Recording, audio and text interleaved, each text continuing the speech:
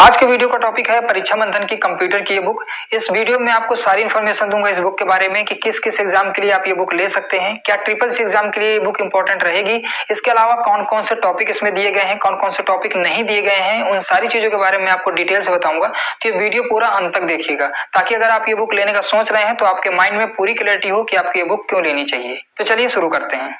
सबसे पहले एक न्यू एडिशन है, तो अगर आप इसी तरह न्यू एडिशन बुक्स के रिव्यू पाना चाहते हैं तो चैनल को सब्सक्राइब कर लीजिएगा ताकि जब भी मैं वीडियो डालूं तो आपको नोटिफिकेशन सबसे पहले मिले। वहीं से भी चेकआउट कर सकते हैं क्योंकि ऑनलाइन ये ज्यादा सस्ती पड़ेगी आपको।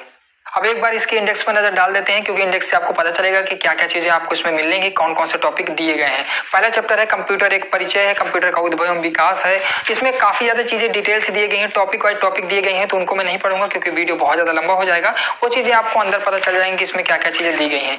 तीसरा है कंप्यूटर एवं कार्य पद्धति और पर्सनल कंप्यूटर मुख्य घटक है, इनपुट आउटपुट डिवाइस है, इसके अलावा मेमोरी है। इसके अलावा जो सातवां चैप्टर है वो है नंबर सिस्टम का, संख्या पद्धति का। अब ये नंबर सिस्टम मैथ वाला नहीं है, ये अलग होता है, इसके बारे में आपको बताऊंगा। ये बाइनरी होता है, बाइनरी कोड होते हैं, ये कंप्यूटर की गणित होती है, इसके बारे में अभी आपको बताऊंगा। सॉफ्टवेयर है, फ्लो चार्ट है, कंप्यूटर भाषाएं है, डाटाबेस या डाटा मैनेजमेंट है। इसके अलावा कंप्यूटर नेटवर्क है, इंटरनेट है, नेटवर्क तथा डाटा सुरक्षा है, इंटरनेट के उपयोग, multimedia, Microsoft Office, Microsoft Word, Excel जैसे जो सॉफ्टवेयर होते हैं उनके बारे में जानकारी दी गई है। इसके बाद लास्ट में आपको शब्दावली दी गई है जो कि कंप्यूटर संबंधित है, मिसलेनियस का पार्ट दिया गया है। एब्रिविएशन आपको स्टार्टिंग में ही मिल जाएंगे क्योंकि इनसे काफी ज्यादा क्वेश्चंस आते हैं। फुल फॉर्म से इनको हम बेसिकली फुल फॉर्म बोलते हैं, उनको हम एब्रिविएशन भी बोलते हैं, ठीक है, संक्षिप्त वर्ड। तो उनको भी आपको डिटेल से पढ़ लेना है, ये काफी ज्यादा आते हैं एग्जाम्स में, ठीक है। पहला चैप्टर है कंप्यूटर एक परिचय, यानी कि आप देख सकते हैं कि इसमें बिल्कुल बेसिक से दिया गया है। अगर आपको चीजें समझ में नहीं आती हैं, आपको कंप्यूटर या टेक समझ में नहीं आता है, तब भी आपको चीजें इसमें आसानी समझ में आ जाएंगी। अगर आप किसी ऐसे एग्जाम की तैयारी कर रहे हैं जिसमें कंप्यूटर मस्ट है और आता ही आता है, उसमें कम से कम 3 से 4-5 क्वेश्चंस आते हैं, तो फिर आपको ये बुक जरूर लेनी चाहिए अगर आपके पास कोई और बुक नहीं है। वैसे मार्केट में बहुत सारी कंप्यूटर की बुकें आती हैं, लेकिन जिन लोगों ने परीक्षा मंथन की बुकें पढ़ रखी है उनको पता है कि ये काफी ज्यादा इजी टू अंडरस्टैंड होती हैं। इनमें जो भाषा दी रहती है, इनमें काफी अच्छी थ्योरी दी रहती है, तो ताकि आपको चीजें आसानी समझ में आ जाएंगी। इसमें टॉपिक सब टॉपिक इतने अच्छे से डिफाइन किए गए हैं, तो आप अगर स्टेप बाय स्टेप भी पढ़ेंगे तो आपको चीजें बहुत अच्छे से समझ में आ जाएंगी। वही बात करें हम इस बुक के फॉर्मेट के बारे में, तो इस बुक का फॉर्मेट है बिल्कुल एग्जाम फ्रेंडली है। इसमें आपको थ्योरी में भी चीजें मिल जाएंगी, ऑनलाइनर में भी मिल जाएंगी, इसके अलावा ऑब्जेक्टिव फॉर्मेट में भी चीजें मिल जाएंगी।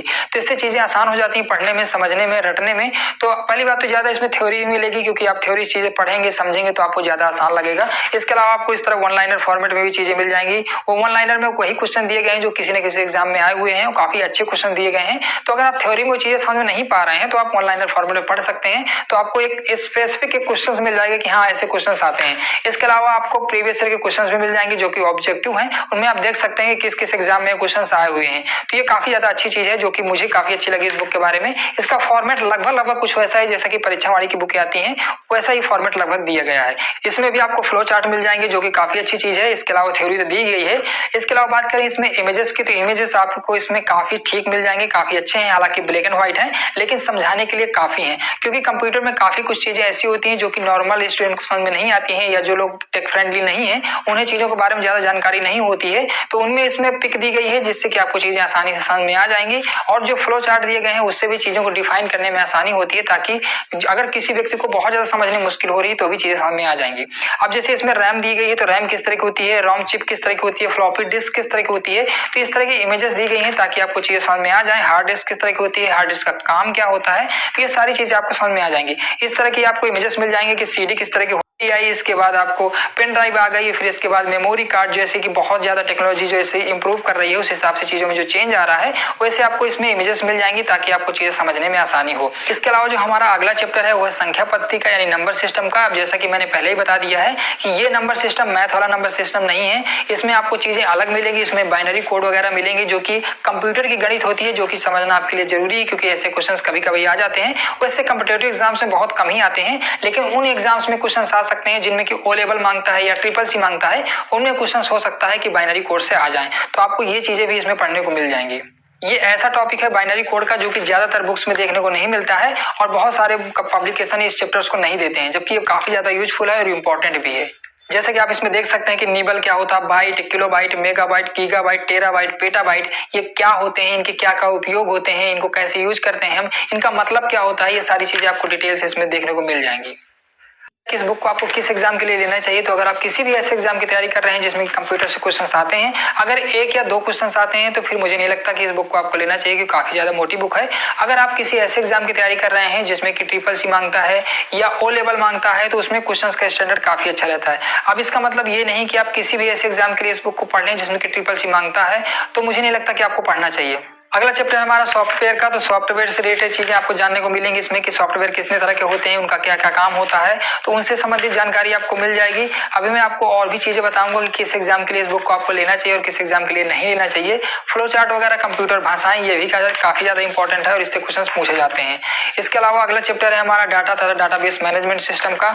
इसके अलावा ऐसे ही बहुत सारे टॉपिक हैं जो कि मुझे लगता है कि इसमें हर वो टॉपिक दिया गया है जो कि कॉम्पिटिटिव एग्जाम्स में पूछा जाता है। तो इससे आपको चिंता करने की बिल्कुल भी जरूरत नहीं है कि मेरा कोई क्वेश्चन छूट जाएगा।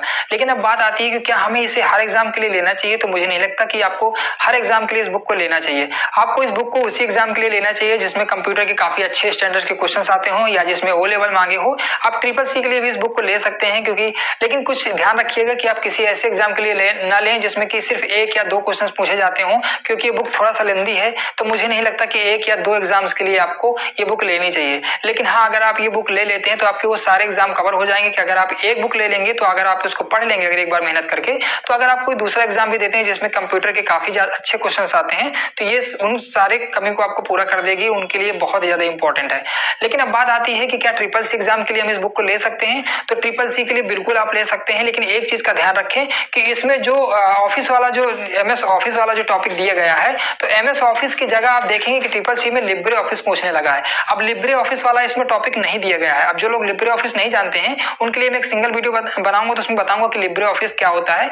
क्योंकि बेसिकली इस समय लिब्रे ऑफिस, जो कि पहले एमएस ऑफिस होता था, तो उसकी जगह लिब्रे ऑफिस के बारे में क्वेश्चन पूछता है ट्रिपल सी में। अब क्योंकि गवर्नमेंट भी उसको बहुत ज्यादा प्रमोट कर रही है लिब्रे ऑफिस को, क्योंकि लिब्रे ऑफिस एक ओपन सोर्स सॉफ्टवेयर है, उसको कोई भी डाउनलोड कर सकता है, उसमें किसी की जरूरत नहीं होती है, उसको परचेज करने की जरूरत नहीं होती है। तो मुझे लगता है वो काफी ज्यादा यूजर फ्रेंडली भी है, तो इस वजह से उसको काफी ज्यादा प्रमोट किया जा रहा है। और ट्रिपल सी में उससे ही क्वेश्चन पूछे जा रहे हैं, और मुझे नहीं लगता कि आपको वो टॉपिक छोड़ना चाहिए अगर आप ट्रिपल सी का एग्जाम देने जा रहे हैं। इसके अलावा अगर आप किसी और कॉम्पिटिटिव एग्जाम की तैयारी कर रहे हैं, फिर भी आपको लिब्रे ऑफिस कहीं ना कहीं से थोड़ा बहुत कवर कर लेना चाहिए। हालांकि लिब्रे ऑफिस से अभी कॉम्पिटिटिव एग्जाम में क्वेश्चंस नहीं पूछे जा रहे हैं, वो सिर्फ ट्रिपल सी में पूछे जा रहे हैं। लेकिन हो सकता है कि कॉम्पिटिटिव एग्जाम्स में भी लिब्रे ऑफिस से क्वेश्चन पूछे जाने लगे हों।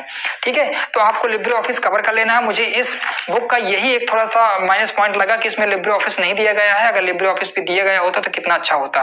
तो मुझे इस चीज की थोड़ा सा कमी इसमें महसूस हुई। इसके अलावा बात करें तो इसमें जो इमेजेस दी गई हैं, तो अगर आपके पास कंप्यूटर या लैपटॉप नहीं भी है तो भी आप इस बुक से अच्छे से समझ सकते हैं, क्योंकि इसमें जो इमेजेस दी गई हैं उनसे आपको पता चलेगा कि कोई भी विंडो क्लिक करने पर उसका कैसा इंटरफेस रहता है, कैसा पॉपअप ओपन होता है, कैसा उसका लेआउट रहता है, वो सारी चीजें आपको इसमें समझ में आ जाएंगी।